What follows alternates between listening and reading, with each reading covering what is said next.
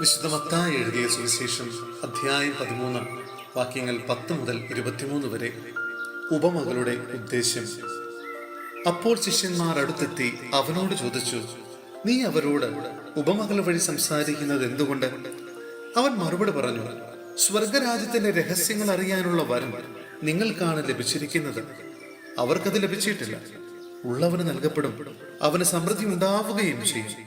ഇല്ലാത്തവനിൽ നിന്ന് ഉള്ളതുപോലും എടുക്കപ്പെടും. അതുകൊണ്ടാണ് ഞാൻ അവരോട് ഉപമകൾ വഴി സംസാരിക്കുന്നത്.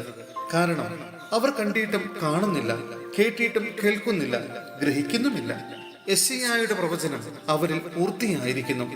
നിങ്ങൾ തീർച്ചയായും കേൾക്കും, എന്നാൽ മനസ്സിലാക്കുകയില്ല.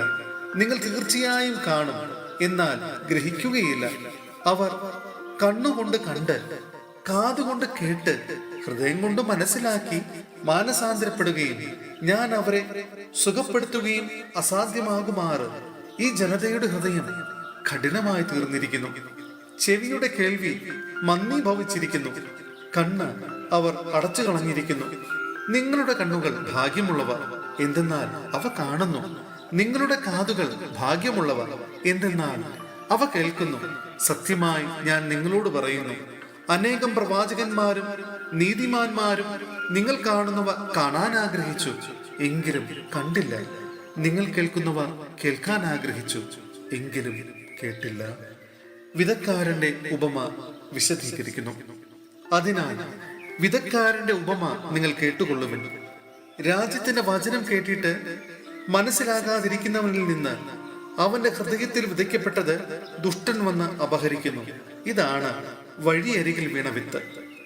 വചനം കേട്ടിട്ട് ഉടനെ സസന്തോഷം സ്വീകരിക്കുകയും തന്നിൽ വേരില്ലാത്തതിനാൽ അല്പനേരം മാത്രം നിലനിന്നിട്ട് വചനത്തെ പ്രതി ക്ലേശവും പീഡയും ഉണ്ടാകുമ്പോൾ തൽക്ഷണം വീണുപോവുകയും ചെയ്യുന്നവനാണ് പാറമേൽ വീണ വിത്ത്.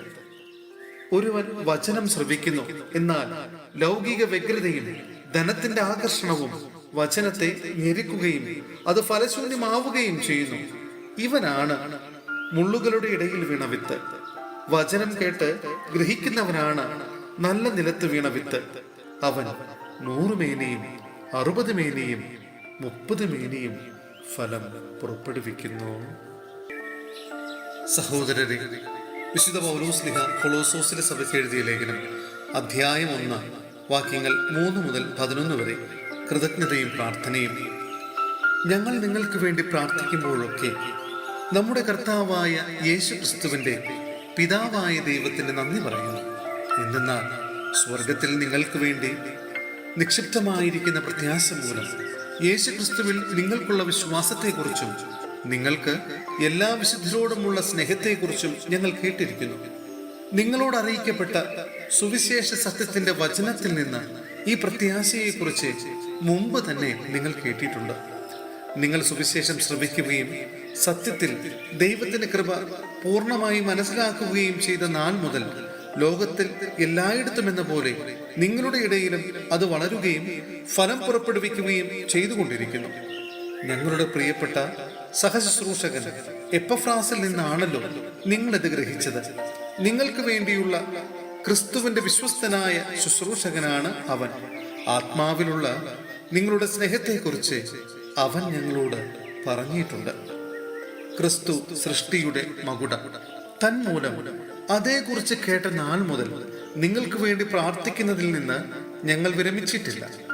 നിങ്ങൾ പൂർണ്ണമായ ജ്ഞാനവും ആത്മീയ അറിവും വഴി ദൈവഹിതത്തെക്കുറിച്ചുള്ള ഉൾക്കാഴ്ച കൊണ്ട് നിറയാൻ വേണ്ടിയാണ് ഞങ്ങൾ പ്രാർത്ഥിക്കുന്നത്. കർത്താവിന് യോജിച്ചതും അവിടത്തേക്ക് തികച്ചും പ്രീതിജനകവുമായ ജീവിതം നയിക്കാൻ നിങ്ങൾക്ക് ഇടയാകട്ടെ. അതുവഴി നിങ്ങളുടെ എല്ലാ നല്ല പ്രവൃത്തികളും ഫലദായകമാവുകയും ദൈവത്തെക്കുറിച്ചുള്ള ജ്ഞാനത്തിൽ നിങ്ങൾ അഭിവൃദ്ധിപ്പെടുകയും ചെയ്യും. സന്തോഷത്തോടെ എല്ലാം സഹിക്കുന്നതിനും ക്ഷമിക്കുന്നതിനും അവിടുത്തെ മഹത്വത്തിന്റെ പ്രാഭവത്തിനനുസൃതമായി സർവശക്തിയിലും നിങ്ങൾ ഫലം പ്രാപിക്കട്ടെ.